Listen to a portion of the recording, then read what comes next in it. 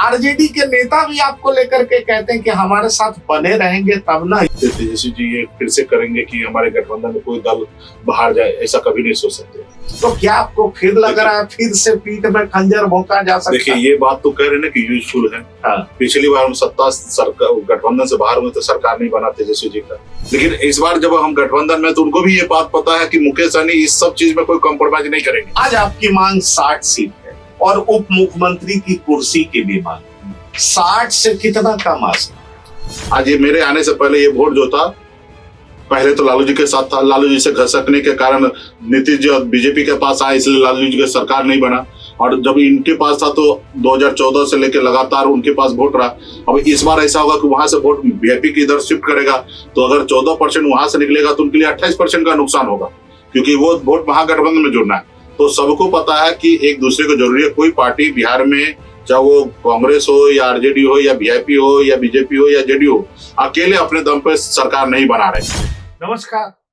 इस खास कार्यक्रम में हमारे साथ वीआईपी पार्टी के सुप्रीमो मुकेश सहनी, और आज तो इनकी चर्चा बहुत ज्यादा है। वैसे मैं बताऊं, ये अक्सर चर्चा में रहते हैं और आज हमारे साथ लाइट, एक्शन और कैमरे के बीच में है, जबकि पुराना पेशा इनका यही रहा है। तो मैं मुकेश सहनी जी का टीवी 9 के खास पेशकश में, खास पॉडकास्ट में आपका स्वागत करता हूं। बहुत बहुत धन्यवाद। मुकेश सहनी जी, सवाल कई हैं और कई सवाल मैं आपसे जानना भी चाहूंगा, क्योंकि इन दिनों आप चर्चा में बहुत रहते हैं। और सबसे बड़ी बात चर्चा की ये है कि आज महागठबंधन की बैठक है और आप दिल्ली में हैं। तो लोग सवाल पूछ रहे हैं कि महागठबंधन में मुकेश सहनी है या एनडीए में उनकी बात हो गई? देखिए, बहुत बहुत धन्यवाद आपको। हमको एक लाइन याद है कि धीरू भाई अंबानी जी से उस समय के प्रधानमंत्री जो हमारे राजीव गांधी जी थे, उन्होंने ये सवाल किया कि आजकल आप बहुत चर्चे में हो। तो धीरू भाई अंबानी का जवाब आया, इसका मतलब है कि हम बहुत बड़े आदमी बनते जा रहे हैं। तो चर्चा में हुए तो इसका मतलब है कि निषाद मल्ला का बेटा आने वाला समय में अपनी वजूद कायम करेंगे और खुशी है। और रहा कि महागठबंधन में अभी हम लोग हैं और मजबूती से 243 सीट पर हम लोगों ने तैयारी किया है। और विपक्ष के नाते हमारे पास कोई काम भी नहीं था। यही काम था, जब से मोदी जी रोड पे हमको लाए, हमारे विधायक ले लिए, हमको सत्ता से बाहर कर दिया, वो सरकार से जो सरकार हमने बनाया, अगर हम समर्थन नहीं देते तो सरकार नहीं बनता। तो ऐसी जगह से हमको जब रोड पे ला दिए, वो नहीं पसंद करते थे कि गरीब मछुआरा मल्ला का बेटा संघर्ष करके बॉम्बे जैसे शहर में मुकाम हासिल किए, बिहार में मेहनत करके अपने विधायक बनाए, सरकार में हिस्सेदारी लिए और गरीब पिछड़ा की बात करें, लड़ाई लड़े उनके लिए, उनको अच्छा नहीं लगा। उस हिसाब से उन्होंने हमारे विधायक को खरीद लिया, हमको सरकार से बाहर कर दिया। तो हमारे पास कोई काम नहीं बचा। हम बॉम्बे का कारोबार, सब बिजनेस पहले छोड़ चुके थे, 2016 में ही छोड़ दिए। तो हमारे पास एक ही काम था कि जनता के बीच में जाना, अपने लोगों को और जागरूक करना।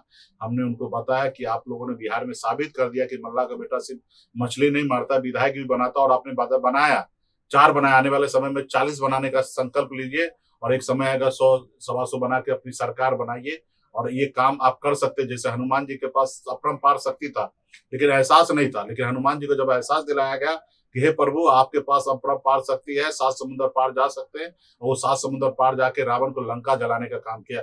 वही शक्ति, वही ताकत निषाद समाज को, अति पिछड़ा के बेटा के पास है कि आप वो सब काम कर सकते हैं जो और काम कर रहे हैं। कर्पूरी ठाकुर जी अगर नाई का बेटा अगर बिहार के मुख्यमंत्री बन सकते तो निषाद का बेटा भविष्य में मुख्यमंत्री क्यों नहीं बन सकते, प्रधानमंत्री क्यों नहीं बन सकते? लेकिन उसके लिए आज से काम आपको चालू करना पड़ेगा।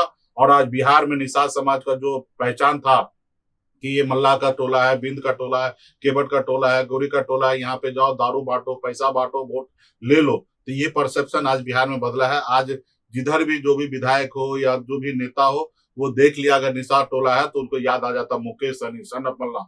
वो ये भ्रम भ्रम जो है वो तोड़ लिया है कि ये अभी वोट दारू से या पैसे से बिकने वाला नहीं है। बिल्कुल, मुकेश सहनी जिनके साथ होगा उनका जीत की गारंटी। चलिए, ये बात हम आपकी मान भी लेते हैं, लेकिन सबसे बड़ी बात है कि ये चर्चा फिर से जोर इसलिए पकड़ने लगी कि कल आपका एक ट्वीट आता है और उसमें आप कहते हैं 60 सीट लेंगे, उप मुख्यमंत्री बनेंगे, मल्लाह का बेटा उप मुख्यमंत्री बनना चाहिए।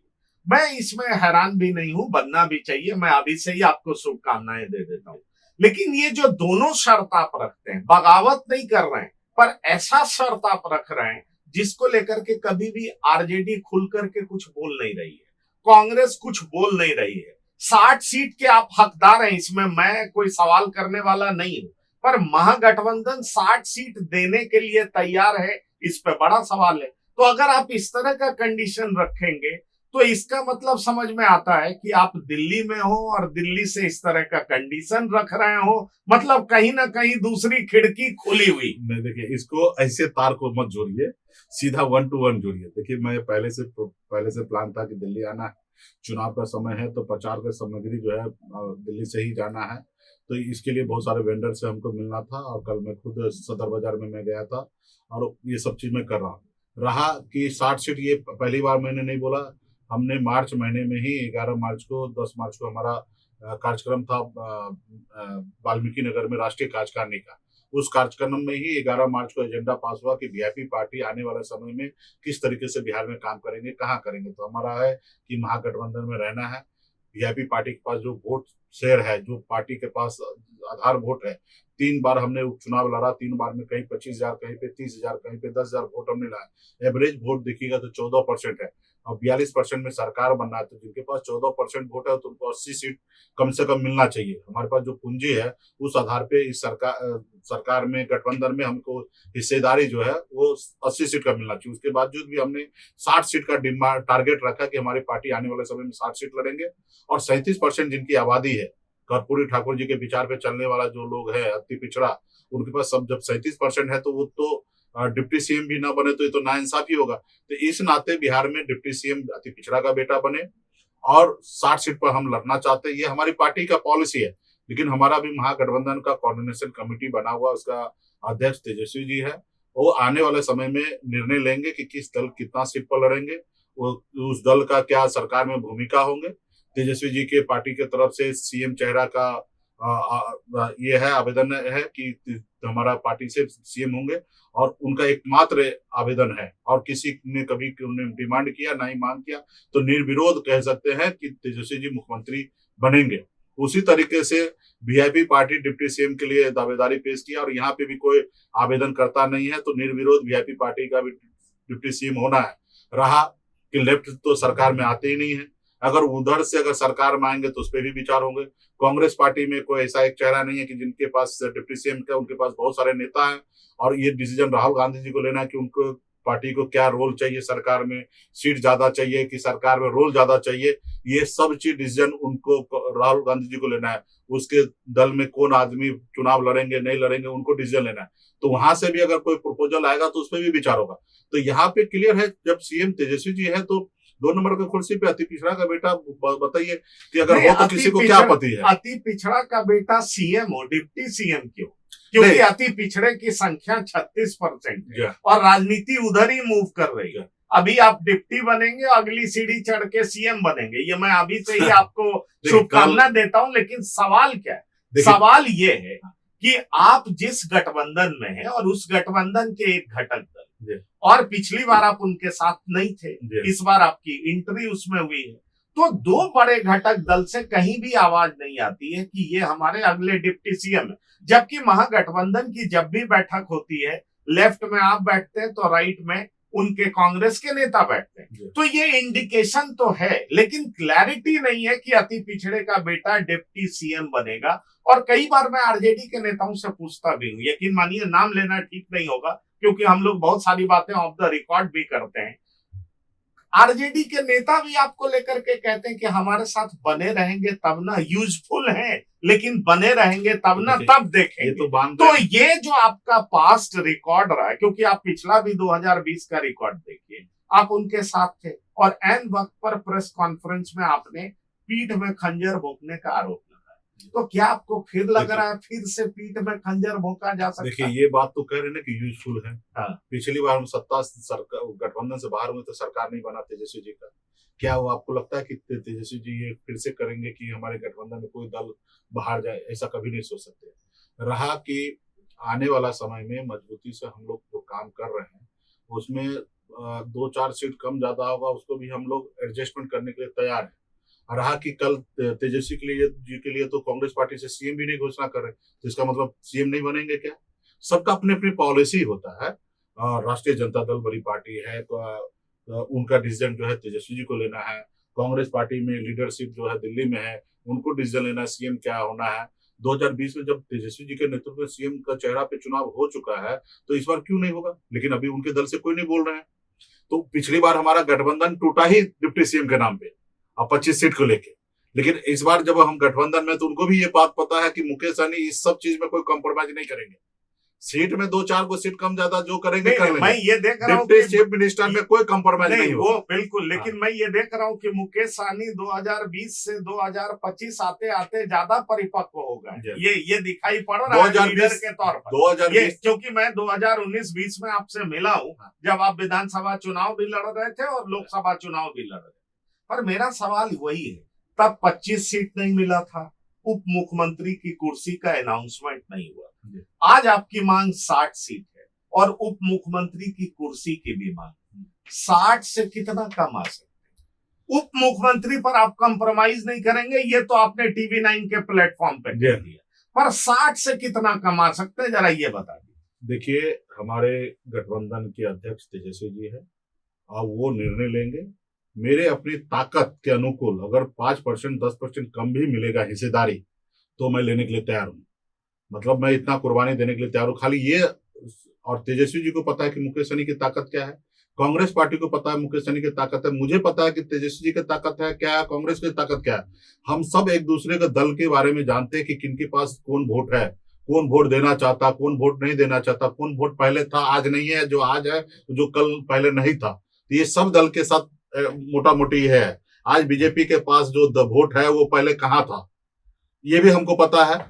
मेरे पास जो वोट है वो पहले कहाँ था, मेरे आने से पहले कहाँ था, वो भी तेजस्वी को पता है। आज ये मेरे आने से पहले ये वोट जो था, पहले तो लालू जी के साथ था। लालू जी से घसकने के कारण नीतीश जी और बीजेपी के पास आए, इसलिए लालू जी की सरकार नहीं बना। और जब इनके पास था तो 2014 से लेकर लगातार उनके पास वोट रहा। अब इस बार ऐसा होगा कि वहां से वोट वीआईपी की इधर शिफ्ट करेगा, तो अगर 14% वहां से निकलेगा तो उनके लिए 28% का नुकसान होगा, क्योंकि वो वोट महागठबंधन में जुड़ना है। तो सबको पता है कि एक दूसरे को जरूरी है। कोई पार्टी बिहार में, चाहे वो कांग्रेस हो या आरजेडी हो या वीआईपी हो या बीजेपी हो या जेडीयू हो, अकेले अपने दम पे सरकार नहीं बना रहे। सबको एक दूसरे को जरूरी है, और सब जब एक दूसरे को साथ लेके चलेंगे तो सब एक दूसरे का सपना साकार होंगे, जनता का काम कर पाएंगे और सरकार बना पाएंगे। अगर यहाँ पे बिखराव होगा तो किन्हीं का सरकार नहीं बनना। मैं भी रोड पे रहूंगा, तेजस्वी जी भी रोड पे रहेंगे, कांग्रेस भी रोड पे रहेंगे। या बीजेपी अगर ऐसी गलती करती है कि नीतीश जी को साइड लाइन करेंगे या चिराग जी को करेंगे, तो वो भी रोड पे रहेंगे। ये सबको पता है। तो कोई भी लोग कुछ भी करेगा तो अपना भविष्य को देख के ही करेगा ना। अरे आपकी ताकत है तभी तो आपको पूछ रहे हैं। लेकिन आप ये बताइए, 5 से 10%, 60 का 10% 6 होता है, तो क्या ये मान ले 50 पे मान जैसे मैंने 54 आप कह रहे हैं, हम 50 कह देते हैं, 40 कह देते हैं, क्योंकि मेरे पास भी जानकारी है।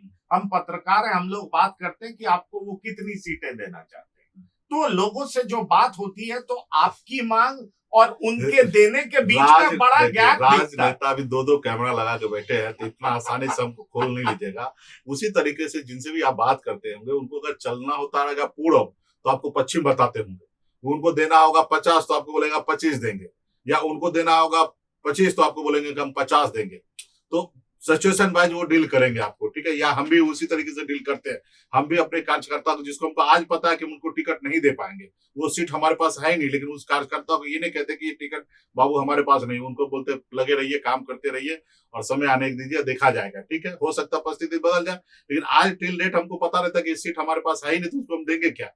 लेकिन उनको उम्मीद पर रखते हैं, उम्मीद की दुनिया कायम है। आज ऐसे हम अगर हमारे नेता को कह दे कि ये देखिए ये टिकट वीआईपी में नहीं आ रहा, ये महागठबंधन में रहेगा और हमको सीट नहीं मिलेगा, तो कल ही पार्टी छोड़ के चला जाएगा। चलिए हम मान लेते हैं, तो हमको वहां पे क्या करना है, हमको वहां पे फंसा के रखना पड़ता है। तो उसी तरीके से राजनेता जो होता है, सब एक दूसरे को फंसा के रखते हैं, ठीक है। तो पहली प्राथमिकता क्या, उप मुख्यमंत्री, उसके बाद नंबर ऑफ सीट्स, या पहली प्राथमिकता है कि किसी भी सूरत में महागठबंधन में बने रहेंगे? अगर प्राथमिकताओं का चुनाव करना हो, या पहली प्राथमिकता है निषाद समाज का आरक्षण, वो अगर मोदी जी दे दिए तो आप चले जाएंगे उनके साथ? देखिए, आरक्षण तो हमारी जिंदगी में हमेशा पहले अहम रहा है, और हमने ये भी देख लिया कि मोदी जी 11 साल हो गए, अब हमेशा वादा करते पूरा नहीं करते, तो हम निराश हो चुके कि मोदी जी तो अभी करेंगे नहीं। अभी हमें स्वयं पावर में आके बिहार में सरकार में आकर, दिल्ली में सरकार में आके हम संविधान के दायरे में रहकर निषाद को आरक्षण देंगे। तो आरक्षण तो हमारा फर्स्ट प्रायोरिटी है, तो इसको हटा दीजिए। अभी जो है 3 जो आपने रखा है कि सीट आपका फर्स्ट प्रायोरिटी है, या गठबंधन फर्स्ट प्रायोरिटी है, या डिप्टी सीएम फर्स्ट प्रायोरिटी है, तो सबसे मेरा फर्स्ट प्रायोरिटी जो है महागठबंधन है। सीट में भी एडजस्टमेंट करेंगे, महागठबंधन बनेंगे तो सीट में भी एडजस्टमेंट हो ही जाएगा, और जब सीट में एडजस्टमेंट होकर सरकार बनेगी तो डिप्टी सीएम भी बन ही जाएंगे। लेकिन आज की तारीख में गठबंधन में, महागठबंधन में फर्स्ट प्रायोरिटी है कि रहकर एक सामाजिक न्याय के लिए जो हम लोग लड़ाई लड़ रहे हैं, मेहनत कर रहे हैं, जो बिहार में गरीब का वोट छीना जा रहा है, गरीब को अधिकार से वंचित किया जा रहा है, 5 किलो चावल देकर उनको एहसास जाता है कि तुम्हारी औकात यही है, तुम्हारी जो तुम यही इसी के लायक हो। तो ये सारे चीज हम लोगों को आने वाले समय में हमको बदलना है। आज हमारे बच्चे का भविष्य 5 किलो चावल निर्भर नहीं करता है। हमारे बच्चे को स्कूल की व्यवस्था अच्छा कराना है, हमारे बच्चे के इलाज के लिए हॉस्पिटल की व्यवस्था कराना है। हमारे ये 2 हाथ में काम चाहिए, और ये मोदी जी दे नहीं रहे। और ये 5 किलो चावल पे कह रहे कि सिर्फ जिंदा रहो। बाबा साहब भीमराव अम्बेडकर ने कहा कि संसार में आए हो तो कुछ करो, अगर सिर्फ खाने के लिए अगर इस संसार में आए तो तुम्हें मर जाना चाहिए। तो हम अगर बदलाव नहीं कर सकते हैं, सिर्फ हमको पावर में क्या रहना, हम तो पावर में थे ही। मैं मोदी जी जिंदाबाद करता, योगी जी जिंदाबाद करता, अमित शाह जिंदाबाद करता, अपनी पार्टी को उसमें विलय कर लेता, उनके एजेंडा पे मैं चलता, जय श्री राम करते रहता, तो शायद आज तक मैं मंत्री बना रहता और बिहार में चौरा होकर घूमता। लेकिन मेरा ये नहीं है। हम पावर में इसलिए आना चाहते हैं कि बदलाव हो। आजादी से 77 साल तक हमारे समाज का आंख के आंसू कोई पूछा नहीं है। हम आए कि आंसू पोंछने के लिए, उसको न्याय दिलाने के लिए आए हैं। किसी ने नहीं जो काम किया वो काम हम करने के लिए आए। बरसों बाद पहली बार बिहार में लीडरशिप निषाद समाज को मिला। निषाद समाज एकजुट हुआ अपने आने वाले बच्चे के भविष्य के लिए लड़ाई लड़ने के लिए। कैसे उनको हम सपना को तोड़ देंगे? तो हम बदलाव के लिए आए हैं, ना ही कि हम मंत्री या विधायक बनने के लिए। हमको क्या कमी था? हम माने कि हम गरीब घर में जन्म लिए, हम माने कि हम बॉम्बे में संघर्ष करते थे, हम मजदूरी करते थे, हमने संघर्ष करके बहुत हमने ऊंचाई अपना हासिल मुकाम की हासिल मुंबई किया में ना। भी। एक मुंबई बेहतर में जिंदगी जी रहा था, हाँ। बड़े बड़े लोगों के साथ, वो भी बॉलीवुड जैसे आपके बारे चकाचौंध में में अब रहे तो हैं। कहा जाता है कि ठीक है। आप लोगों को हेलीकॉप्टर में घुमा देते हैं, जिन नेताओं घुमा के है, पास किया। हेलीकॉप्टर तो नहीं। ये सब चीज मेरे पास रहने के अब बाद आप कहाँ गरीब हैं? तो हम यहाँ पे क्यों आए? हम इसलिए पैसे कमाने के लिए नहीं आए, यहाँ बदलाव के लिए आए। इतना ऐशो आराम जिंदगी को छोड़कर फिर से संघर्ष करने के लिए आए हैं, फिर से गांव गांव में घूमने के लिए आए। कोई ऐसा आदमी हो कि जो आगे बढ़ जाए, वो पीछे मुड़ के देखता आपके है? बारे में ये क्यों कहा जाता है? इसमें कितनी सच्चाई है? एनडीए में आपके बड़े अच्छे दोस्त हैं, आप मंत्री नहीं रहे तो नीतीश जी ने आपका घर भी नहीं लिया, आप उसी घर में रहे, तो आपकी नजदीकी एनडीए से देखिए, ज्यादा है। मैं राजनीति करने के लिए आया हूँ, लड़ने के लिए नहीं है। मेरा ना अमित शाह जी से कोई लड़ाई है, ना नीतीश बाबू से लड़ाई है, ना हमारे लालू जी से, ना चिराग जी से, ना प्रधान नहीं, जी यही से। तो कह रहा हूँ, आपके हम संबंध बड़े अच्छे हम हैं। सबसे अच्छे संबंध रखना चाहते हैं। हमारी कोई पर्सनल किसी से कोई लड़ाई नहीं, दुश्मनी नहीं कि मेरा कोई जमीन को कब्जा कर लिया है या मेरा कोई अनहित कर दिया। मेरी पर्सनल लड़ाई नहीं, हमारी लड़ाई जो है विचार की लड़ाई है। तो हम संबंध हम हर किसी से अच्छे रखने चाहते हैं। जो लोग भी हमसे जो करना कर ले। हम बीजेपी के साथ गद्दारी नहीं की। हम चाहते तो हम अपना 4 विधायक लेके उधर जाकर सरकार बना लेते, लेकिन हमने ऐसा नहीं किया। लेकिन उन्होंने मेरे साथ किया, हमारे विधायक ले लिए। ठीक है, उन्होंने किया। पिछले अगर 2020 की अगर बात कीजिएगा तो सबका सीट घोषणा हुआ, मेरा घोषणा नहीं हुआ। ये गलती अगर देखा जाए तो महागठबंधन का, मुकेश सहनी का नहीं है। हमारे सीट घोषणा नहीं हुआ, हमने गठबंधन तोड़ दिया। हम एक पल भी नहीं सोचा, हमको जहां सम्मान नहीं मिलेगा वहां पे 1 मिनट भी नहीं रहेंगे। और हम जाके बाहर निकल के हम अपने 243 लड़ने के लिए निकले, तो किसी ने हमको सहारा देने का वादा किया कि आइए हम आपको आरक्षण देंगे, मेरे साथ काम कीजिए। तो मैं उनके साथ काम करने के लिए गया। बाद में वो हमको निकल गए, वो बात अलग है, लेकिन हम खुलेगा। तो हम कभी किसी से राजनीतिक तौर पे चीटिंग नहीं कर रहे, ना किसी से लड़ाई लड़ रहे। हम खुद अपने आप को सर उठा के जीना चाहते हैं, इसके लिए हम लड़ाई लड़ रहे हैं। हम गुलाम बनना नहीं चाहते हैं। हम भी चाहते हैं कि इस राज्य में निषाद का बेटा टिकट मांगे नहीं, टिकट बांटने वाला रहे, जैसे अन्य जाति धर्म के लोग कर रहे हैं। तो ये हमारा मांगा, और इसके लिए हम हमेशा एकदम टाइट रहेंगे। बड़े साफ गोई से आपने ये बात कही, आपने किसी को धोखा नहीं दिया। पहले आरजेडी ने धोखा दिया, फिर बीजेपी ने धोखा दिया, ये आपका कहना है। अगर वो सीट डिक्लेयर करते तो आप महागठबंधन में बने रहते। अब ऐसा क्यों है कि आप बहुत श्योर हैं कि आरजेडी आपके साथ धोखा नहीं करेगा? क्योंकि अभी भी आरजेडी आपकी सीट तो डिक्लेयर कर नहीं रही है। आपको उप मुख्यमंत्री तेजस्वी यादव अपने मुंह से बोल नहीं रहे। क्या आपको नहीं लगता कि एक सन ऑफ मल्लाह को कोई भी बड़ी पार्टी बड़े नेता के रूप में देखना नहीं चाहती? तो देखिए, क्या होता है, कभी कभी आप जब कंफर्टेबल रहते हैं तो सामने वाले को नुकसान दे सकते हैं। आप खुद शीशे के घर में हैं तो दूसरे को शीशा पत्थर क्यों मारिएगा? एक बार आपने तो देख लिया कि भाई गठबंधन में मुकेश सहनी एंड टाइम पे जाने के बाद सरकार बना नहीं। और इस बार तो चिराग पासवान जी भी एनडीए का हिस्सा था, जबकि उस समय में चिराग जी जो थे एनडीए का हिस्सा नहीं था, और जिसके कारण बड़े संख्या में एनडीए चुनाव हारा और इसका लाभ आरजेडी को मिला। तो इस बार तो चिराग पासवान जी वहां पे है। तो अभी आपको अगर भरपाई करना है, और ये बहुत साल 30 साल 40 साल पुराना बात नहीं कर रहे, हम 5 साल पुराना ही बात कर रहे हैं। अभी लोकसभा इलेक्शन भी हो गया, वहां पे भी हम लोग एज ए लोकसभा में 40 लाख वोट से पीछे हैं, ठीक है। तो यहाँ पे प्लस नहीं है, जो कम से कम जो प्लस है वो घमंड करे तो समझ में आता है कि उनको परवाह नहीं है, और जो प्लस है वो ही आज मुकेश सहनी के बाहों फैला के बैठा है कि मुकेश सहनी नहीं आएंगे तो हमारे नाव डूब जाएंगे। तो जो माइनस है, तो गलती तो ऐसा नहीं करेंगे। और तेजस्वी जी भी अभी मैच्योर हो चुके हैं। 2015 में 20 में कह सकते कि जितना आज अनुभव है उस समय उतना नहीं था, या मेरे पास भी जो अनुभव आज है वो 2020 में नहीं था। तो आज हम लोग जो देखे हैं कि अभी क्या समस्या होता है, कैसे हमको रहना है, तो ऐसे जगह पे हम भी गलती नहीं करेंगे, तेजस्वी जी भी गलती नहीं करेंगे। एक दूसरे का साथ जरूरी है, और साथ रहेंगे, विचार हमारा मैच हो रहा तो फिर यहाँ पे थोड़ा बहुत कम ज्यादा रहेगा तो हम लोग एडजस्ट कर लेंगे। मान लीजिए खाना आया, 3 आदमी है और तीनों आदमी को कुछ ना कुछ पेट भरना है, तो कुछ ना कुछ थोड़ा बहुत खा के कैसे भी चलना है, क्योंकि अभी विचार से बंधे हैं। हम ये नहीं कि दूसरी जगह जाके चोरी करके खाएंगे। जब हमने मन में बना लिया कि दूसरी जगह नहीं जाना है, तो हमारे पास कोई विकल्प नहीं। जो 243 है उसी में हम सबको रहना है, और सबके पास जो वोट है, वोट के आधार पे सबको पता है कि किनके पास क्या वोट है। मुकेश सहनी अकेले लड़ते तो वहां पे 30,000 वोट आता, वहीं पे चिराग पासवान जी लड़ते तो 5,000 भी वोट नहीं आता। जहां पे हम लड़ते वहां 30,000 वोट आता, वहां कांग्रेस को 1,300 वोट आता है। तो ये बात तो सहयोगी को पता है ना। नामबाज कोई कितना भी बड़ा हो, लेकिन कामबाज जो है, जिनके पास पूंजी है, वही है ना सरकार का लोकतंत्र में यही तो मैटर लोकतंत्र करता में है। बहुमत ही है। तो आज हमारे पास जब संख्या है, वोट है, हमारे विचार के साथ है। हम नहीं कहते कि सभी जाति सभी धर्म के लोग हमको सपोर्ट करते हैं। हाँ, व्यक्ति विशेष हमारी दोस्ती है, हमारे गठबंधन के नाम पे हमको जरूर वोट देंगे, लेकिन हमारे पास एक लोग है जो मुकेश सहनी को डिप्टी सीएम भी देखना चाहते हैं, वो हमारे लिए वोट देना चाहते हैं, वो 10 को वोट दिलवाना चाहते हैं। ऐसे लोग आज बिहार में है। नीतीश जी बुलाएंगे तो नहीं जाइएगा? नहीं, बिल्कुल। अरे नीतीश जी का क्या बात है, नीतीश जी अभिभावक है, वो खुद उनको रिटायरमेंट लेके हम लोगों को आशीर्वाद देना चाहिए। अभी तबीयत भी अस्वस्थ नहीं है। हम तो आपके माध्यम से उनके परिवार से यही आग्रह करेंगे कि नीतीश जी को अच्छा से उपचार कराएं, और नीतीश जी से आग्रह है कि हम लोगों को अपना उत्तराधिकारी बनाएं, क्योंकि नीतीश जी, लालू जी, ये सब का विचार एक ही है, कर्पूरी जी, ये सब का विचार एक ही रहा। और ये विचार को भाजपा तो नहीं लेके जाएंगे। इस विचार को लेके चाहे मुकेश सहनी हो, चिराग पासवान जी हो, तेजस्वी जी हो, हम ही लोग लेके जाएंगे। कोई प्रशांत किशोर जी आके इस विचार को आगे नहीं लेके जाएंगे, ठीक है। तो हम लोगों को अपना आशीर्वाद दें। नहीं, ठीक है।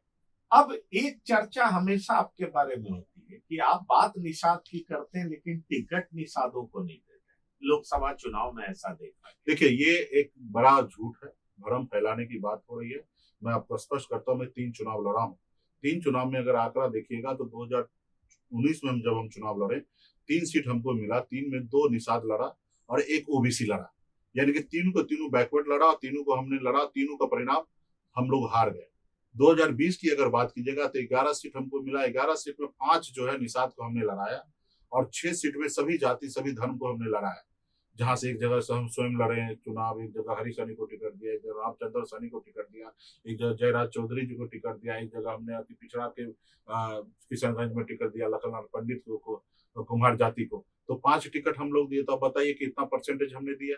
इसमें ये बात अलग है कि हम लोग खिलाड़ी नहीं थे, संसाधन नहीं था, हम लोग असफल हो गए, और हमारे पार्टी में दूसरे लोग ही जीत के आए, ठीक है। उसके बाद भी आपने देखा कि किस तरीके से भागे। अब 2024 की बात होगा तो 2024 में हमको 3 सीट मिला, तो एक सुरक्षित मिला, तो सुरक्षित जाति को हमने टिकट दिया। 2 सीट हमको मिला तो दोनों हम ओबीसी को दिए। एक जगह हमको मोतिहारी मिला, एक जगह झंझारपुर मिला। मोतिहारी में कभी निषाद लोकसभा लड़ा नहीं है आज तक, तो कैसे वहां पे हम देंगे? वहां पे ऑलरेडी समीकरण जो है, राजपूत ऑलरेडी लड़ रहा, तो वहां पे हमको ऐसे लोगों को टिकट देना था जो हमको एड ऑन वोट हो। तो वहां पे हमने एक पिछड़ा समाज में से कुशवाहा को हमने टिकट दिया, क्योंकि हमारे सिनेमा हॉल का टिकट नहीं है कि 3 घंटे में जाकर पिक्चर देख के आ जाओ। ये लोकसभा का टिकट है, हम जीतेंगे तो सिकंदर होंगे। तो हमारी सोच जो होता है जीत के लिए होता है, ना ही कि एडजस्टमेंट करने के होता। तो हम वहां पे पिछड़ा समाज को, कुशवाहा समाज को टिकट दिया। झंझारपुर आइए, झंझारपुर में भी कभी निषाद वहां पे लड़ा नहीं है। तो एक तरफ ऑलरेडी लड़ रहे थे पिछड़ा समाज के, तो हम भी पिछड़ा समाज को, वहां पे स्थानीय लोग था, पूर्व में एमएलसी रहा है, मजबूत फाइटर है, तो उनको हमने चुनाव लड़ाया, क्योंकि हमारी वहां तैयारी नहीं था। हमारी तैयारी था मुजफ्फरपुर, तो वहां पे हमने अजय निषाद को चुनाव लड़ाया। बीजेपी से नहीं लड़ा, लेकिन महागठबंधन से ही लड़ाया हमने। अगर वो हमको सीट मिल जाता तो हम वहां पे अजय निषाद को या किसी निषाद को हम लड़ाते, जैसे 2019 में मिला था तो हमने लड़ाया था। राजभूषण चौधरी को 19 में हम चुनाव लड़ाए थे, वो आदमी अभी बीजेपी के पाले में जाके भारत सरकार में मंत्री बने हैं। तो हमको जब मौका मिला तो हमने उनको लड़ाया। अगर दरभंगा में सीट मिल जाता तो दरभंगा में वीआईपी पार्टी वहां पे मैं स्वयं वहां पे चुनाव लड़ता, या पिछली बार हम खगड़िया में हमको टिकट मिला था, खगड़िया इस बार सीट मिल जाता तो हम वहां लड़ते, क्योंकि आप जानते हैं कि गठबंधन में हम सबसे लास्ट में आए, सब सीट वितरण हो चुका था। उसके बाद हम गठबंधन में आए और आरजेडी अपने कोटा से 3 सीट दिए, तो ऑलरेडी जो सीट और लेफ्ट को दे दिया खगड़िया, तो वो वहां लड़ रहे हैं। जो सीट जिनको दे दिया, जिनको कैंडिडेट घोषणा कर दिया, वहां सीट कैसे मिल सकता है? तो जहां हमारी तैयारी था वहां हमको सीट नहीं मिला, इसलिए नहीं लड़े। इस बार हमने घोषणा किया है, जैसे हम पिछले बार 2020 में हमने सीट निषाद को दिया, अति पिछड़ा को दिया, वैसा ही इस बार भी निषाद को सीट हम देंगे, अति पिछड़ा को देंगे। 50% सीट हमारे गठबंधन में जो हमको सीट मिलेगा, हमारे वीआईपी पार्टी में हमने रिजर्व किया है कि 50% सीट जो है अति पिछड़ा और एससी को हम देंगे, और फिर 50% में हम सभी जाति सभी धर्म के लोगों को टिकट देंगे, लेकिन हमारा 50% अति पिछड़ा और एससी के लोगों को टिकट देंगे। ये आप चाहिए तो नोट कर लीजिए। नहीं, ठीक है, आप जो बोल रहे हैं ये रिकॉर्ड ही हो रहा है। अब मेरा अगला सवाल है कि वो कहते हैं ना कि जो निषाद समाज है उसका बड़ा ही पारंपरिक संबंध है हिंदुत्व को मानने वाले, और कई हम उनके घर में भी जाते हैं तो कई सिंबल्स ऐसे दिखते हैं जिसमें लगता है प्रभु राम या उनके जो भी आइकन्स हैं वो दिखता है कि हिंदुत्व से काफी जुड़े हुए हैं। आपको लगता है कि बिहार में जो आपके सपोर्टर्स हैं, वोटर्स हैं, जो आपको पसंद करते हैं, वो आरजेडी के साथ जाना पसंद करेंगे? क्योंकि लालू जी के शासन में आने के बाद यादवों का जो डोमिनेंस हुआ समाज में और अति पिछड़ा इससे ज्यादा प्रभावित हुआ, इसीलिए वो नीतीश जी के तरफ गया या बीजेपी के तरफ गया। आप मुकेश साहनी सन ऑफ मल्लाह को ऐसा क्यों लगता है कि वो यादव के साथ जाएंगे तो वो लोग भी चले जाएंगे? मैं बताता हूँ, देखिए, मैं गर्व से कहता हूँ मैं हिंदू हूँ और हमारे समाज के लोग भी हिंदू हैं, और हम वो कुल खानदान के लोग हैं कि हमारे पूर्वज कभी भगवान राम को पार लगाए थे, तो हम भगवान राम को तो पार लगा दिए। अब भाजपा वाले जिस राम को लेकर नाम लेकर बिहार में देश में राजनीति करती है, तो उनका भी दायित्व बनता है कि हम राम को पार लगाए, हम कुछ लिए नहीं थे। उनका दायित्व बनता है कि हमारे बच्चे का भविष्य बेहतर हो, हमारे बच्चे भूखे मरे नहीं, हमारे बच्चे को भी नौकरी मिले, वो तो काम कर नहीं रहे। तो सिर्फ हिंदू बोलने से काम नहीं होगा।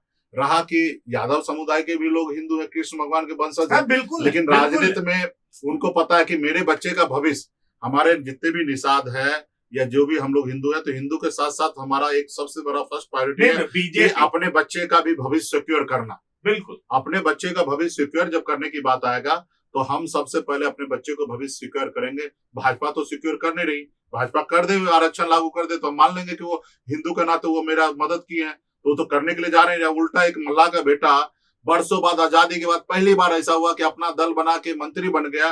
कोई किसी के मोहताज नहीं था कि कोई हमको मंत्री बनाया, अपने दम पे मंत्री बने। लेकिन क्या जरूरी गिर गया कि भाई हम तो हिंदू थे ना, क्यों जरूरी था मेरा विधायक खरीदने का, क्यों जरूरी है मुकेश सहनी को सत्ता से बाहर करने का? इसलिए क्योंकि मैं आरक्षण की बात करता हूँ, इसलिए क्योंकि मैं आपकी बात नहीं मानता हूँ, मैं अपने कम समय में ज्यादा बड़ा सपना देख रहा हूँ। क्या बड़ा सपना देखना क्या गुनाह है क्या? आज अगर मल्लाह का बेटा सपना देख रहा है कि हम विधायक बने, मंत्री बने, हम राज्य में काम करें, तो क्या गुनाह है क्या? आज निषाद का बेटा सपना देख रहा है कि हमको आरक्षण मिले, रिजर्वेशन मिले एससी का, जो हमारे बंगाल में निषाद को मिला, तो क्या गुनाह है क्या? और जब इसको अगर जो लोग गुनाह मानेंगे तो ऐसे लोगों से हमको साथ रहना क्यों है? और मुझे लगता है कि अभी निषाद समाज इतना भी ना समझ नहीं रहा गया है कि इस चक्कर में जाएंगे।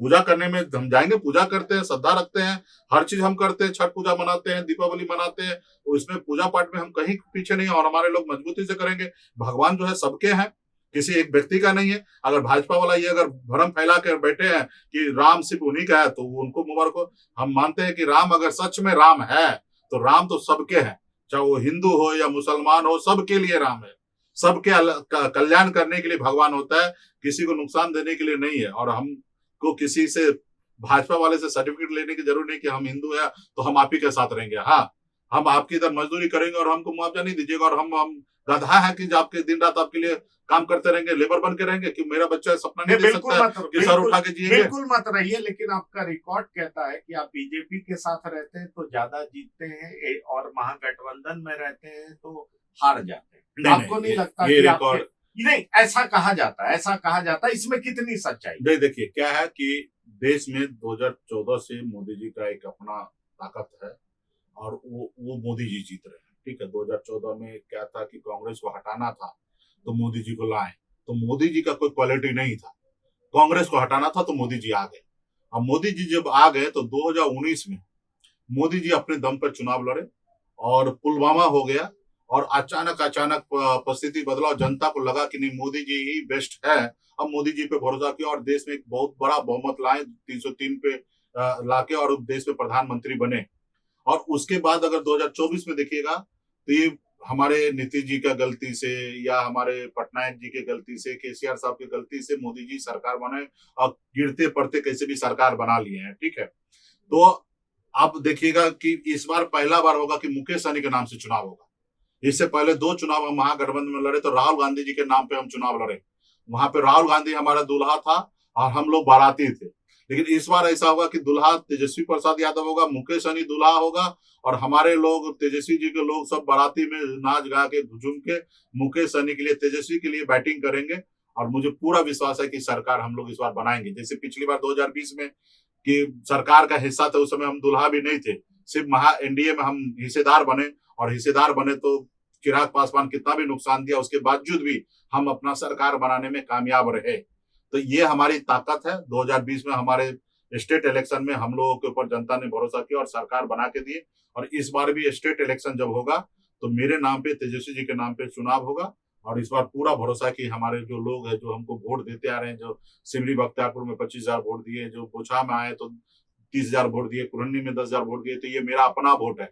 मैं अकेले लड़ा हूं और ये लोग, आप समझ सकते हैं कि ये लोग हमारे लिए इतना बड़ा संख्या में, जहां बोछा में हमको 30,000 वोट आया, वहां पे एनडीए 7 दल मिला के 45,000 वोट आया। बताइए कि ये 30,000 वाला महान है कि 7 दल वाला महान है। तो हम अकेले इंडिविजुअल अगर लड़ते हैं, बोछा में तो आपकी वजह से ही एनडीए हारी थी। हाँ, और चुनाव जीते आरजेडी। ये सिमरी बख्तियारपुर में मेरे वजह से एनडीए हारे, क्योंकि 25,000 वोट हम ले आए तो 15,000 वोट से उनके हार गए। तो मेरा यहाँ पे जो वोट है वो हराने और जिताने के लिए। अभी हम इतना सक्षम नहीं कि अकेले जीत लेंगे, इसलिए हमारा यही है कि हम गठबंधन में रहकर और हम काम करना चाहते हैं और काम कर रहे हैं। और ये बात हमारे छोटे भाई तेजस्वी जी को भी पता है कि बड़े भाई के पास ताकत क्या है। और हम जब त्याग कर दिए कि हमारा छोटा भाई सीएम होंगे तो फिर इसमें कोई क्या किंतु परंतु। नहीं, पर एक सवाल मेरे मन में आता है और मुझे लगता है वो आपके दिमाग में भी चलता होगा कि सन ऑफ मल्लाह के पास ज्यादा वोट है, पर चिराग जैसे लीडर को ज्यादा सीटें क्यों आवंटित होती हैं, दी जाती है? एनडीए ऐसा ही करती है और ये नाराजगी भी मुझे पता आपके मन में ऐसा चलता रहता है। नहीं, आप बताइए, लोकसभा में आपकी बात एनडीए से चल रही और ये मेरे पास जो खबर है कि आपने ये बात कही कि चिराग से ज्यादा वोट मेरे पास है तो सीट भी हमको ज्यादा मिलना चाहिए। और ये सच बात है, आज के राजनीति का ये तकाजा भी है कि जिसकी जितनी संख्या बारी उसकी उतनी हिस्सेदार। देखिए, तो सन ऑफ मल्लाह की ताकत को चाहे एनडीए हो या या महागठबंधन हो, वो उसको एक्नॉलेज क्यों नहीं करती? आप जो बात की उसमें 80% सच्चाई है। भाजपा जरूर डोरा डाल रहे थे क्योंकि नीतीश जी उनके साथ नहीं थे। वो चाहते थे कि हमारे साथ गठबंधन में आए। उन्होंने Y+ सुरक्षा और रक्षा भी दे दिया गया था। ऑलमोस्ट बहुत हद तक वो रेडी भी हो गए थे कि निषाद आरक्षण लागू करेंगे। सीट के लिए लड़ाई नहीं हुआ। और जैसे नीतीश कुमार जी फिर से एनडीए में आ गए तो फिर उनका था कि हम आरक्षण पे कोई निर्णय नहीं ले पाएंगे, इलेक्शन के बाद लेंगे। तो हमारा जो गठबंधन वहां पे नहीं होने का एक ही मात्र कारण है कि गठबंधन पे आरक्षण पे चर्चा नहीं होना, जिसके लिए हमने गठबंधन नहीं किया। नहीं तो गठबंधन करने के लिए तो तैयारी था। नहीं, वही तो चुनाव से बहुत पहले से बीजेपी की मशीनरी आपसे बात कर रही थी। वो बात भी कर रहे थे, हम भी बात कर रहे थे, क्योंकि हम अकेला था, किसी दल के साथ थे नहीं। तो हम भी बात करते थे, वो भी बात कर रहे थे। Y+ वगैरह सब चीज मिल गया था। यहाँ तक बंगला उंगला चाहिए वो ले लीजिए, सरकार सिस्टम में जो आना आ जाइए। लेकिन हमने कहा भाई नहीं, ये सब हमको नहीं चाहिए, हमको आप रिजर्वेशन पे पहले चर्चा कीजिए। तो उन्होंने उस समय कहा कि भाई नजदीक आने दीजिए, हम इलेक्शन आरक्षण पे बात करेंगे। लेकिन उनको लगा कि भाई देश लेवल पे परसेप्शन बदलना है तो नीतीश जी को ले आए। और जब नीतीश जी को ले आए तो फिर उनको लगा कि अभी हमको करना अच्छा नहीं होगा, तो उन्होंने डिले किया। तो हमने कहा कि गठबंधन का चर्चा एक ही शब्द पे होगा, जब आरक्षण का निर्णय आप लीजिएगा, आरक्षण कीजिएगा तो। क्योंकि हमने उससे पहले पूरा बिहार में घूम घूम के हाथ में गंगा जल लेकर संकल्प लिया था कि आरक्षण नहीं होगा तो भाजपा से गठबंधन नहीं करेंगे। जब हम गंगा माता को सौगंध खा लिए और फिर भी हम अगर भाजपा से बगैर आरक्षण का गठबंधन कर लेंगे तो मेरा अस्तित्व ही खत्म हो जाता। तो हमने नहीं किया, सीट के लिए वहां पे लड़ाई नहीं हुआ। चलिए, बड़ी बड़ी अच्छी बात कही है। जी। बहुत ज्यादा समय नहीं, लास्ट 2-3 क्वेश्चन सवाल करूंगा आपसे। गंगा माता का सौगंध खाया आपने, आपको पता है केंद्र में मोदी जी है और राज्य में जो भी सरकार बनती है, अगर कोई ऐसी परिस्थिति बनती है, क्योंकि केंद्र में मोदी जी तो 2029 तक रहेंगे, और ऐसे कोई परिस्थिति बनती है जिसमें आपके समर्थन की जरूरत एनडीए को पड़े और आपको डिप्टी सीएम भी ऑफर हो और आरक्षण भी ऑफर हो, तो महागठबंधन को छोड़ देखिए, देंगे चुनाव के बाद? देखिए, हमको ना सीएम चाहिए ना डिप्टी सीएम चाहिए, हमको पर्सन कुछ नहीं चाहिए, हमको आरक्षण चाहिए। और हमको ये पता है कि 29 से पहले अगर आरक्षण होना है तो मोदी जी कर सकते हैं, वो जब चाहेंगे तब हो जाएंगे। अगर निषाद समाज का फिक्र है, उनको लगता है कि ये समाज हमारे से दूर हो रहा है, अगर वो आरक्षण कर देंगे ना तो मुकेश सहनी को जाने की जरूरी नहीं, ऑटोमेटिक निषाद समाज चले जाएंगे। ठीक है, रहा कि आरक्षण नहीं करेंगे तो कोई समझौता उनसे हम लोग करने वाले नहीं है। हम जहां हैं वहां संघर्ष करेंगे, 2 साल 5 साल 10 साल देंगे। मेरी अभी जिंदगी का अभी लंबा समय बचा हुआ है, मैं अभी 44 साल का हूँ और 75 साल तक मेरे अभी जो शरीर का बनावट है, जिस हिसाब से शरीर में कोई बीमारी नहीं, तो उस हिसाब से हमको फील होता है कि हम 75 साल तक तो बैटिंग कर ही लेंगे। तो 75 तक बैटिंग कर लेंगे तो मान लीजिए हमारे पास 30 साल बचा है, तो संघर्ष करेंगे। कभी हार होता है तो कभी जीत भी होगा, और जीतते वही जो हारते हैं, जो लड़ते हैं वही जीतते हैं। घर में बैठे हुए व्यक्ति कभी नहीं हारते हैं ना जीतते हैं। तो मैंने अपनी जिंदगी में कभी हार नहीं माना। मैं गांव से निकलकर मुंबई शहर गया, संघर्ष भले जरूर हमको ज्यादा करना पड़ा, लेकिन वहां पे भी कामयाबी हासिल किया। बिहार में भी मैं आया हूँ, पिछले 11 सालों में बिहार में जो हमने कर दिया, बिहार में एक से एक महान नेता हुए, और जितना कम समय में बिहार में मैंने लीडरशिप लिया, उतने कम समय में बिहार में किसी ने नहीं लिया। पहले कोई विधायक बने, मंत्री बने, सांसद बने, तब लीडर बने। हम बेगर कुछ बने हुए, बेगर वार्ड चुनाव जीते हुए बिहार में हम मंत्री बने। ताज मेरे सर पे रहा। मैं लॉर्डर नहीं हूँ, लीडर हूँ। कोई किसी पार्टी में अगर कोई विधायक है, कोई मंत्री है, तो लॉर्डर है। वो इंतजार करता है कि हमको टिकट मिले, हमको कोई मंत्री बनाए, और हम ये इंतजार नहीं करते कि हमको टिकट मिले, कोई हमको मंत्री बनाए। हमारा अपना हक के अनुकूल हम मंत्री बनेंगे। हम अपने अधिकार पे, हमारे पास सीट है, हम देंगे। वहां हारेंगे या जीतेंगे, दो ही परिणाम होगा। लेकिन हम यहाँ टिकट बांटेंगे, हम टिकट मांगने वाला आदमी नहीं है। तो ये बदलाव हम लाए हैं। आने वाला समय में भी इसी रास्ते पे हम लोग चलेंगे। लीडरशिप के लिए लड़ाई लड़ेंगे, समस्या को हल करने के लिए लड़ाई लड़ेंगे, ना ही कि अपने आप को विधायक और मंत्री और सांसद, मुख्यमंत्री बनने का ऐसा कोई चाह नहीं है। ऊपर वाले की कृपा से सब चीज हमारे पास है। बेहतर जिंदगी को छोड़ के आए बिहार में, अपने लोगों को जिंदगी में जो है खुश, 2 पल का खुशी देने के लिए आए हैं। महागठबंधन में क्या पान पार्टी के लिए भी जगह है, चंद्रशेखर रावण के लिए भी जगह है, कुछ ऐसी बात है क्या? देखिए, सबसे पहले तो विचार में पहले लोगों को ढलना पड़ेगा। जो ये बात मान रहा है कि पहले हमको बीजेपी को हराना है, उनको सबको हम स्वागत करते, पहले आइए।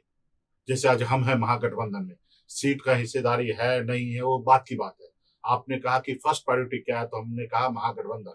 तो अगर ऐसे जो भी दल भाजपा को हराना चाहते हैं, तो वो दल हम लोगों के गठबंधन में आ सकता है, उनको हम स्वागत करेंगे। सिर्फ सीट लेने के लिए अगर आना चाहता है, तो पहले हम लोग बात कर लेंगे कि हम कंफर्टेबल हैं कि नहीं है सीट देने के लिए, क्या हमारे पास वो सीट है कि नहीं है। और ये सब हम गुना भाग करके ये सब डिसीजन तेजस्वी जी को लेना है, हमको नहीं लेना है। हम इस चीज के लिए जागरूक जरूर करेंगे कि अगर आपको भाजपा को हराना है, आपका विचार अगर स्ट्रांग है, तो आपको हम स्वागत करते हैं, हमारे गठबंधन में आइए। जैसे तैसे हम आपको चुनाव लड़ाएंगे। हम आपके सिंबल पर लड़ा सकते तो आपके सिंबल पर लड़ाएंगे, नहीं लड़ा सकते तो वीआईपी के सिंबल पर आपको लड़ाएंगे। लेकिन आप आइए, पहले ये मन बनाइए कि हमको भाजपा को हराना है। तो ये मन बना के आइएगा तो हम एडजस्ट करेंगे। नहीं गठबंधन में एडजस्ट होगा, मुकेश सहनी के दिल में एडजस्टमेंट करेंगे, मुकेश सहनी के पार्टी में एडजस्टमेंट करेंगे, लेकिन हम एडजस्टमेंट करेंगे। तो ये डिसीजन मेरे पास है, तो हम कर सकते हैं। लेकिन गठबंधन में आने का क्या है नहीं है, ये तेजस्वी जी को निर्णय। चलिए, ओवैसी जी के लिए ऐसा ऑफर क्यों नहीं है? ओवैसी जी भी तो भाजपा ओवैसी को जी के लिए हराना भी चाहते हैं। है। ओवैसी जी को मैं कहता हूँ कि आइए, मेरे दिल में जगह है आपके लिए। आप हमारे पास बिहार में आके हमको मदद कीजिए, बीजेपी को हराइए। और हैदराबाद में हम आएंगे और हम अपने नेता के साथ आएंगे, आपके लिए प्रचार करेंगे, वहां पे आपको जिताने का काम करेंगे। उसी तरीके से बिहार में भी आप हमको जिताइए। देखिए क्या है, हैदराबाद और बिहार बहुत दूर है, तो यहाँ पे यहाँ के जमीन कब्जा करने का चक्कर में मत रहिए। आपके लिए जमीन है हैदराबाद में, वहां पे मैं आता हूँ, आपको मदद करता हूँ। यहाँ पे हम लोगों को छोड़िए, वैसे पहले से हम लोग बहुत दल है, तो यहाँ पे सीट का मारा मारी है। आप आइए, मदद कीजिए। हम भी हैदराबाद जाएंगे तो सीट नहीं मांगेंगे, हम बगैर सीट का आपको मदद करेंगे। नहीं, पर ओवैसी जी भी तो कहते हैं कि हम बीजेपी को हराना चाहते हैं, वक्फ संशोधन बिल पे वो भी नाराज हैं, सीए एनआरसी पे वो भी तो देखिए, नाराज हैं। अगर देखिए जो उनके सवाल हैं कि नहीं, मुकेश सहनी विचार एनडीए में चले गए, फिर आप उनका वेलकम कर लेते हैं। उपेंद्र कुशवाहा उधर चले जाते हैं, तब उनका वेलकम आरजेडी कर लेती है। नीतीश जी उधर चले जाते हैं, आरजेडी साथ ले लेती है। हम तो कभी बीजेपी के साथ नहीं गए, तो फिर आरजेडी क्यों नहीं बुलाती जब आपका विचार स्ट्रांग है तो कुछ देंगे तो भी आइएगा, कैसे ऐसे नहीं भाई को मदद करने के लिए आइएगा। जब अगर विचार है, हम तो कह रहे हैं ना, आप हमको यहाँ पे मदद कीजिए, हम वहां पे मदद करेंगे। हैदराबाद में जैसा हमारे पूर्वज कभी भगवान राम जी को कहे हैं कि अब प्रभु हम आपको यहाँ पे आपको पार लगाए हैं, वहां पे हमको पार लगाइए। तो भगवान तो वादा किए, लेकिन उनके लोग जो है हम लोगों को बीच मझधार में डुबो रहे हैं, मार रहे हैं, सत्ता से बाहर कर रहे हैं, हमें आरक्षण हमारा नहीं दे रहे। तो हम लोग तो वादा पे भी तो काम करते। जब हम भगवान राम से वादा पे कर सकते, तो हम मल्लाह का बेटा है, केवट महाराज के वंशज है, हम वादा करते हैं कि आप हमको मदद कीजिए, हैदराबाद में हम आपको मदद करने के लिए आएंगे। पशुपति पारस आ रहे हैं आपके साथ? पारस जी गठबंधन में 1-2 राउंड चर्चा वर्चा हुआ है, तेजस्वी जी उसके लिए देख रहे हैं, बात कर रहे हैं, क्या बातचीत है मुझे नहीं पूरी जानकारी है। आप तेजस्वी जी ने जो निर्णय लेंगे वो हम लोग चाहेंगे। पारस जी अगर अभी तो उनके पास एनडीए में तो है ही नहीं, और ना ही वहां जाएंगे, वहां पे चिराग पासवान जी पहले से है। अगर वो हम लोग के साथ काम करना चाहेंगे करेंगे, हम लोग कैसे कुछ एडजस्टमेंट करेंगे। नहीं, कांग्रेस भी अनकंफर्टेबल है वो सीट को लेकर के। पिछली बार 70 पे लड़ी थी, इस बार आप 45 देना चाहते हैं। आप उप मुख्यमंत्री के दावेदार हैं, तेजस्वी जी के राइट लेफ्ट में बैठते हैं, इसलिए मैं सवाल कांग्रेस पार्टी नेशनल पार्टी है, वो सीट वीट के लिए बहुत ज्यादा लड़ने वाले नहीं है। हम लोगों को मालूम है कि नेशनल पार्टी है, उन्हीं के नेतृत्व तो हमको देश में काम भी करना है। तो हम लोग का आपस में समझौता हो जाएगा। क्या है, तेजस्वी जी अच्छे से बात कर रहे हैं, कुछ कहीं लगेगा तो हम में से अपना 2-4 सीट कम करना पड़ेगा, तो भी करके कांग्रेस को देके, क्योंकि कांग्रेस जो है बड़ा दल है, कांग्रेस को हम लोग नाराज नहीं करना चाहेंगे। कांग्रेस हमारे साथ रहेगा, कांग्रेस के पास कंधे पे बड़ा जवाबदेही है देश को लेके आगे चलने का। तो वो कांग्रेस मतलब विचार से है, कांग्रेस है तो भरोसा है बिहार में सभी लोगों का। तो हम लोग उनके नेतृत्व में चुनाव लड़ेंगे, तो हमको नहीं लगता कि वो रूसेंगे। रूसने का काम हो सकता है मैं करूंगा तो शायद राहुल गांधी जी हमको फोन करेंगे, सनी जी क्या दिक्कत आई है, हम बैठ के बात करते हैं। क्योंकि गार्जियन वाला भूमिका में कांग्रेस रहने वाले। तेजस्वी जी से हमारा कुछ होगा तो तेजस्वी जी को हमको समझाएंगे। कांग्रेस को समझाने की हम लोगों को आवश्यकता नहीं। कांग्रेस बहुत पुराना पार्टी है और उन्हीं के नेतृत्व देश बहुत आगे निकला है, और कांग्रेस का दायित्व है कि सबके साथ लेके चलने। तो कांग्रेस के कुछ नेताओं से तो परहेज है तेजस्वी जी को? बिल्कुल ही नहीं है। हम कह रहे हैं अरे कोई नहीं भाई, अरे कोई बात नहीं है, बिल्कुल ही नहीं है। और देखिएगा 2020 का इलेक्शन में पप्पू यादव जी भी, ऐसे तो वो निर्दलीय सांसद है, अगर कांग्रेस के साथ वो रहेंगे तो निश्चित तौर पर हमारे प्रचार करेंगे। कन्हैया जी तो ऑलरेडी कांग्रेस के सदस्य है, तो कांग्रेस में वो प्रचार करेंगे ही करेंगे।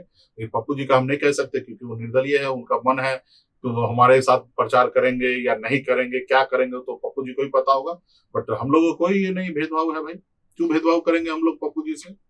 अगर बीजेपी से जो लोग लड़ना चाहता है, बीजेपी को वोट नहीं देना चाहता, वो हमको देना चाहता, तो हम तो हाथ जोड़ कर उनसे वोट लेंगे भाई। एक एक वोट का महत्व है।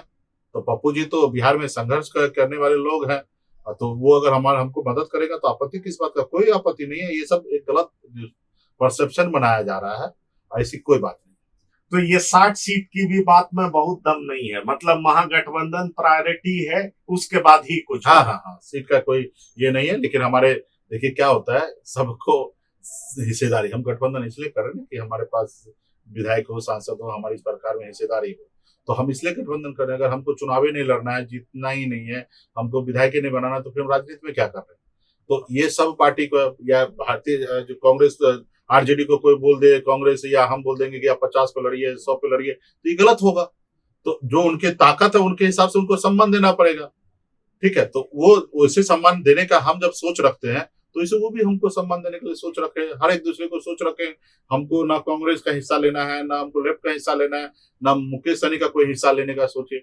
सब एक दूसरे का जो हिस्सेदारी बनेगा, सब मिलकर हम लोग लड़के और सरकार बनाएंगे। चलिए, तो बड़ी ही साफ गोई से मुकेश सहनी, आपने सुना कि आज पूरे दिन इनकी चर्चा रही, ये ट्रेंडिंग में थे।